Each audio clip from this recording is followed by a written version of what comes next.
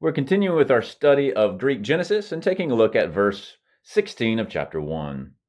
Kai poiesin hatheos, tus duo fosteras tus megalus, tan fostera tan megan, eis archas tes hemeras, and then we'll continue with the verse here in a minute. Well, as we've seen many times, we're going to start with a aorist active verb here. This is a third singular aorist active indicative from poieo. And so God made. Now, what's interesting here is that if you remember back to the very beginning, this is the same verb used in 1:1, where the Greek translator, instead of saying create, which is the more natural rendering of the Hebrew bara, chose to use poieo. And so God is making yet again. Now, what is he making on this particular day?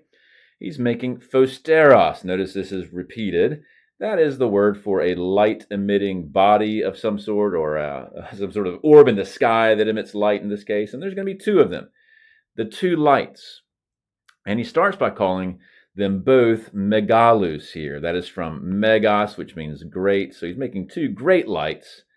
But he's going to tell us more about the first one. Notice, because of the verb here, you have accusative, accusative, accusative.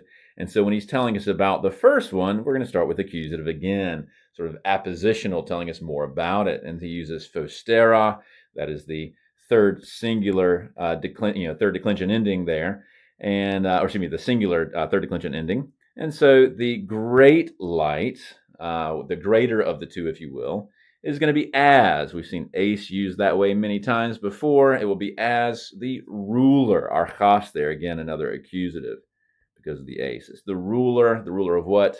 The day. So, and God made the two great lights, the great light as ruler of the day. And then, finishing the verse, kai tan fostera tan elaso eis archastes nuktas, kai tus asteras. I love that little added bit there. So now again, continuing these accusatives here, he's telling us about the second light. He's repeating fostera. And then we have the descriptor here, elaso. That is a comparative form, a comparative adjective. The root form is elakus. It means lesser or less. In this case, it's comparative. So the lesser light has a job to do. He is as the archas, the ruler once again, just like the sun of the night here. This, of course, is referring to the moon. So God here has created the two great lights around earth. And then what's interesting, almost as a casual afterthought, he just made stars too. Asteros is from the Greek aster. That means star. If you're a baseball fan, Houston Astros should ring a bell. And I just love that. This is true in the Hebrew too. The trillions of stars, or however many there are, God just sort of makes as this almost like an afterthought in the description here. He's like, made the sun, the moon, and also, by the way, billions of stars. And so that's pretty cool. That's Greek Genesis 1:16.